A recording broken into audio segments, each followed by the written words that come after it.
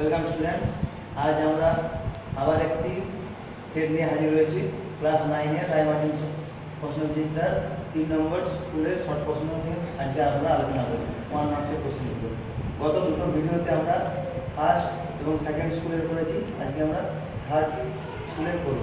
তো প্রথম প্রশ্নে আসি, প্রদত্ত কোনটি দৈর্ঘ্য পরিমাপের রেকর্ড? উত্তর আছে ওহম, সৌরদিবস, আলোকবর্ষ, লিপিয়ার। তো এটার উত্তর হবে আলোকবর্ষ। উত্তর হবে আলোকবর্ষ। নেক্সট আছে, একটি বস্তু 10 সেমি অর্ধেক অতিক্রম করছে, সুতরাং কি অর্ধেক অতিক্রম মানে সে ব্যাস পুরো ব্যাসটাকে অতিক্রম করলো, সুতরাং এখানে উত্তর হবে 20 সেন্টিমিটার। ব্যাসের মানটা কত হচ্ছে? Option D 20। সরণ হবে 20, মানে এখান থেকে এখানে পর্যন্ত গেল। তাহলে এই এই এই রাস্তাটি হলো সরণ, এই এতটুকু ব্যাসটি হলো সরণ। নেক্সট প্রশ্ন আছে, কোন রাশিটির একক 3টি মৌলিক একক দ্বারা গঠিত? ত্বরণ, বেগ, সরণ, গতি। উত্তর হবে ত্বরণ। নেক্সট আছে, আলফা কণার বিচ্ছুরণ পরীক্ষার সাহায্যে আবিষ্কৃত হয় কি?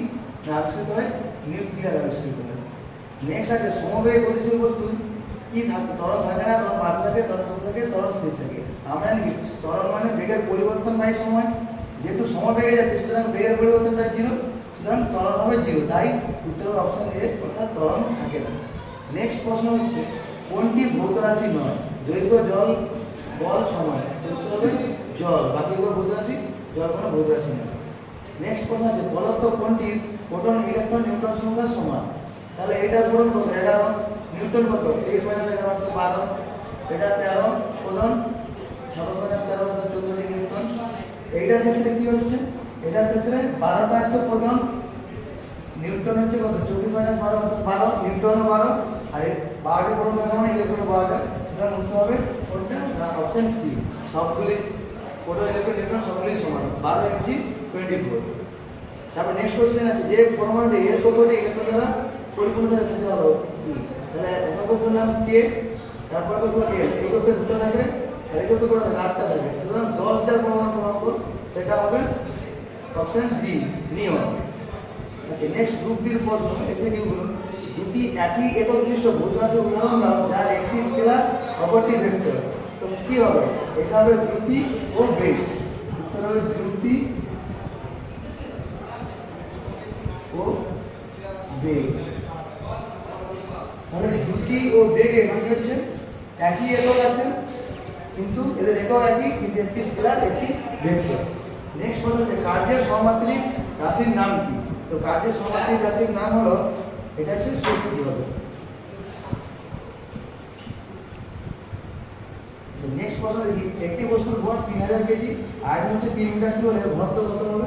এর ঘনত্ব হবে, আমরা জানি ঘনত্ব সমান ভর বাই আয়তন, সুতরাং 3000 - 3000 ভাজিত 3 অর্থাৎ 1000।